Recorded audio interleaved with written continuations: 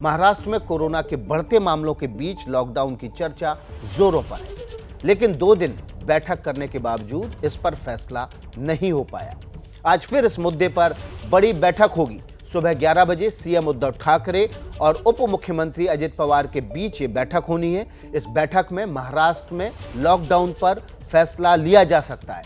कल सीएम उद्धव ने task force की बैठक में महाराष्ट्र में 8 दिनों के लॉकडाउन का प्रस्ताव दिया था।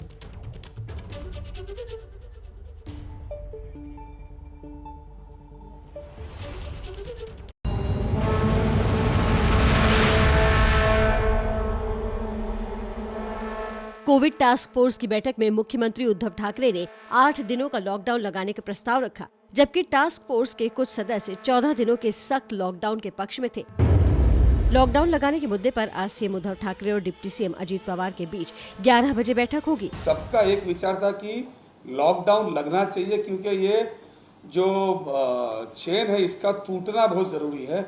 अगर ये चेन नहीं टूटी तो आगे चल के जो है वो संख्या कोरोना पीड़ित की बहुत ज्यादा हो जाएगी। उसके बाद में जो है राज्य को संभालना थोड़ा सा मुश्किल हो जाएगा।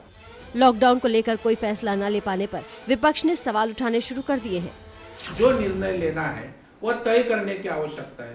कल बैठक, आज बैठक, वापस कल बैठक, क्लियर दिशा देने की आवश्यकता सरकार की थी, लेकिन मुझे लगता है सरकार में तालमेल दिख नहीं रहा है।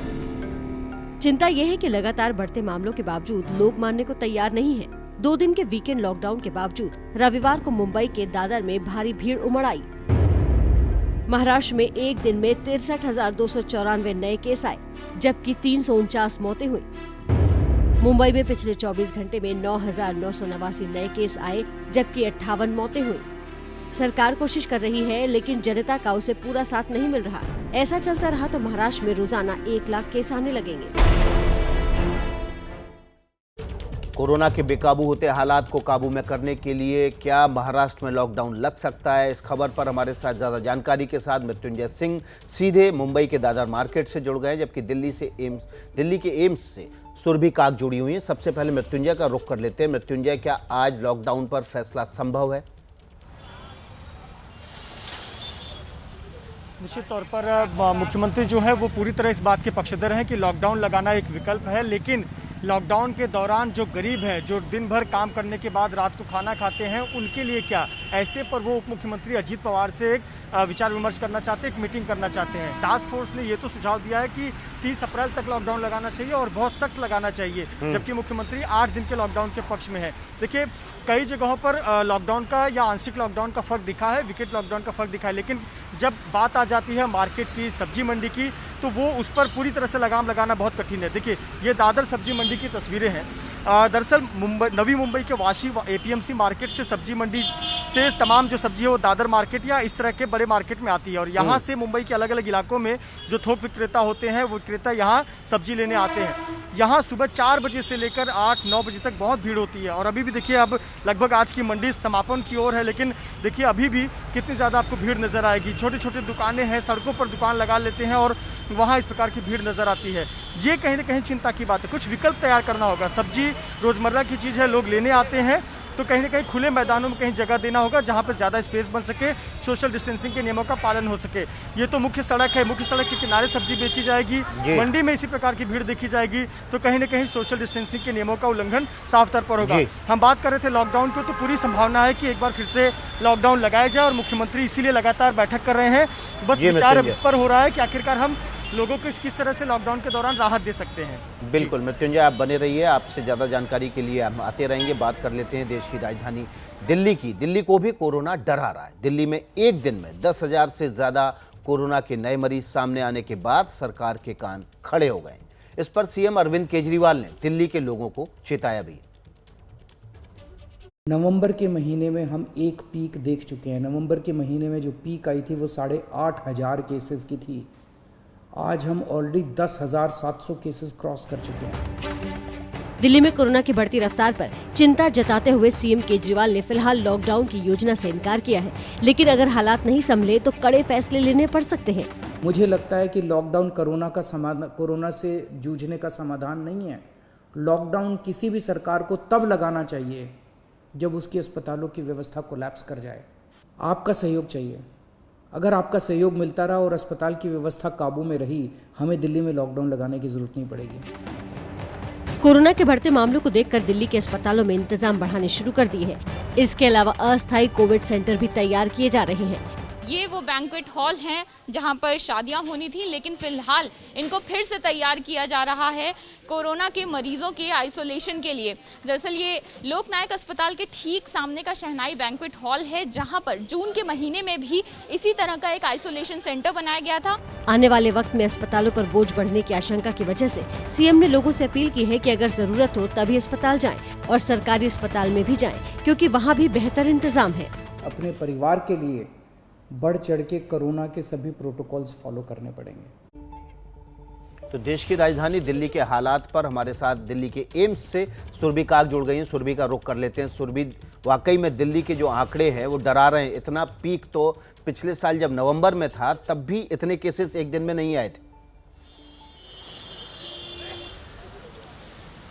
जी विकास, देखिए दिल्ली के मुख्यमंत्री अरविंद केजरीवाल जो हैं, कल उन्होंने खुद ही कोरोना के जो आंकड़े हैं, कोरोना मामलों के आंकड़े साझा किए।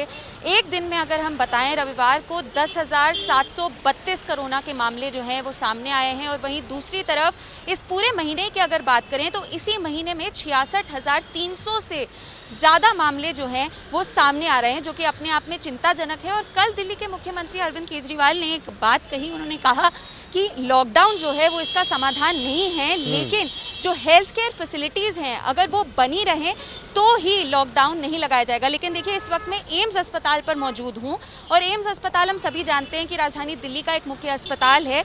और हम आपको अगर बताएं तो सरकारी ऐप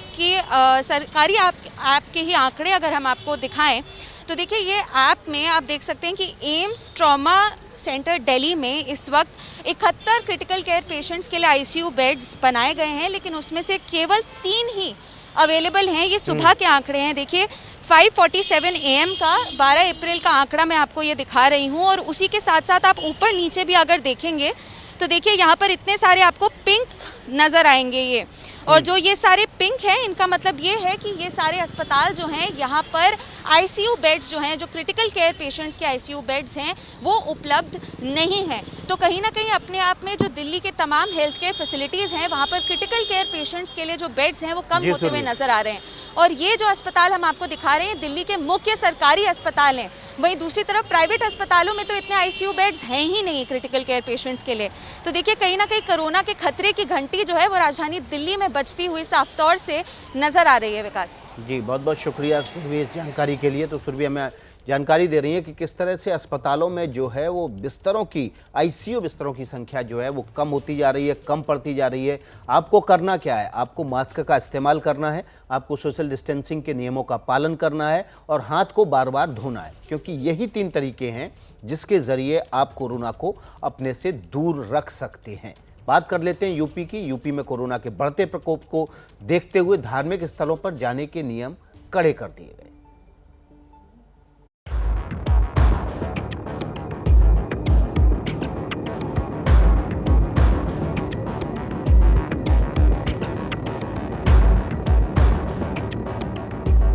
लखनऊ के प्रसिद्ध हनुमान सेतु मंदिर में जहां भक्तों का हुजूम दिखाई देता था, वहां अब गिने चुने भक्त ही दिखाई देते हैं। किसी को भी मूर्ति के पास तक जाने की भी इजाजत नहीं है। यहीं पर एक बैरिकेडिंग लगा दी गई है और इस बैरिकेडिंग के आगे किसी भी भक्त को जाने की अनुमति नहीं दी जाएगी। साथ ही साथ जो भक्त प्रसाद लाएंगे वो यहीं से चढ़ाएंगे। अगर उन्हें छोड़ देना है प्रसाद चढ़ा करके तो छोड़ दें, नहीं तो वो प्रसाद अपने साथ ले आ सकते हैं। ना तो प्रसाद और ना फूल माला, कोई भी चीज़ इस बैरिकेडिंग से आगे नहीं जाएगी। भीतर सिर्फ मंदिर का स्टाफ मौजूद रहेगा जो दूर से ही दर्शन कराएगा। अगर ये सब होता है तो ये तो हम लोग सुरक्षित रहेंगे, और दूसरी जो फैल रहा है उससे और फैलेगा नहीं। जितना हो सकता है उतने बचाव हो जाएगा। जो बीमारी चल रही है उसको देखते हुए तो ठीक ही है, क्योंकि खुद सुरक्षित रहेंगे दूसरा भी सुरक्षित रहेगा। वजह है कोरोना काल में संक्रमण न बढ़े, इसके लिए धार्मिक स्थलों के लिए सरकारों की ओर से नियम बना दिए गए हैं। किसी भी धार्मिक स्थल में एक साथ 5 श्रद्धालु नहीं जा सकेंगे। नियम मंदिर, मस्जिद, चर्च सभी में लागू होगा। ये नियम पूरे प्रदेश में लागू होगा। जाहिर है कोरोना महामारी ने भगवान और भक्तों के बीच भी दूरी बढ़ा दी है, लेकिन फिलहाल तो यही कह सकते हैं कि भगवान की दुआ के साथ ही दूरी भी बहुत जरूरी है।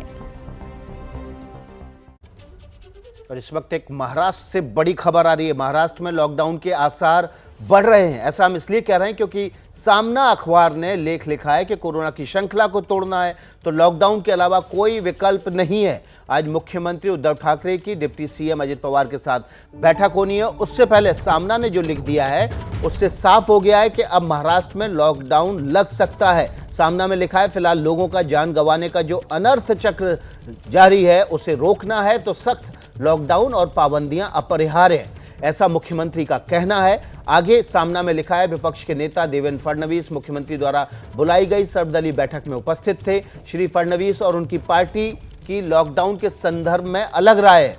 लॉकडाउन बिल्कुल नहीं हो, ऐसा हुआ तो लोगों का आक्रोश भड़क उठेगा।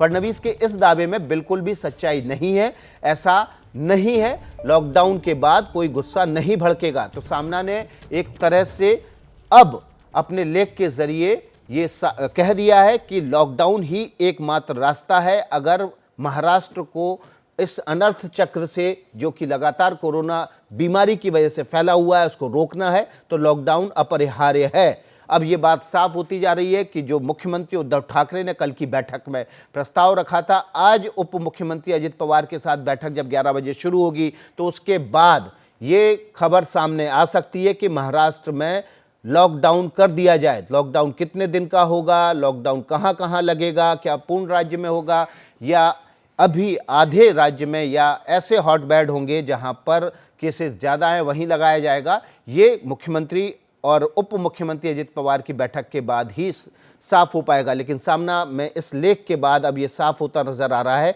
कि महाराष्ट्र में लॉकडाउन लग सकता है। मृत्युंजय सिंह हमारे संवाददाता इसी खबर पर ज़्यादा जानकारी के साथ जुटे हुए हैं। लगता है मृत्युंजय अब लॉकडाउन लग ही जाएगा। देखिए, जिस प्रकार से मुख्यमंत्री पिछले 2 दिनों से यह बयान दे रहे हैं उससे पूरे संकेत मिल रहे हैं कि लॉकडाउन लगाने के पक्ष में ये सरकार है। आपको बता दें कि इसके पहले भी 4-5 दिनों पहले भी मुख्यमंत्री ने एक बार संकेत दिया था, लेकिन तब कांग्रेस और एनसीपी ने इसका विरोध किया था, इस वजह से लॉकडाउन नहीं लगा था, तब वीकेंड लॉकडाउन का ऐलान करना पड़ा था। लेकिन अभी भी देखिए मुख्यमंत्री कहीं ना कहीं आमादा है कि 8 दिन का लॉकडाउन तो लगाना चाहिए सख्ती से, क्योंकि जो मौजूदा स्थिति है बेड की अगर हम बात करें, अस्पतालों की बात करें, मरीजों की बढ़ती संख्या की बात करें तो उस अनुसार 8 दिन का लॉकडाउन लगाना चाहिए। इसलिए टास्क फोर्स की बैठक की गई। टास्क फोर्स ने सुझाव दिया कि हमें 15 दिन का लॉकडाउन लगाना चाहिए, लेकिन ऐसे पर उन्होंने सर्वदलीय बैठक भी किया है, सभी को कॉन्फिडेंस में लेने की कोशिश की है और कहीं ना कहीं प्रयास है कि सभी की सहमति हो तब लॉकडाउन लगाया जाए। और आज मुख्यमंत्री के साथ बैठक है जिसके बाद फैसला लिया जा सकता है। जी मृत्युंजय, और सामना ने अपने लेख के जरिए ये भी साफ कर दिया है कि विपक्षी पार्टी यानी कि बीजेपी महाराष्ट्र में लॉकडाउन के खिलाफ है, लेकिन लॉकडाउन ही एकमात्र तरीका है जब इस चैन को तोड़ा जा सकता है। न पाबंदी हो न कोई हद हो तो बस खुद बनाई सरहद हो।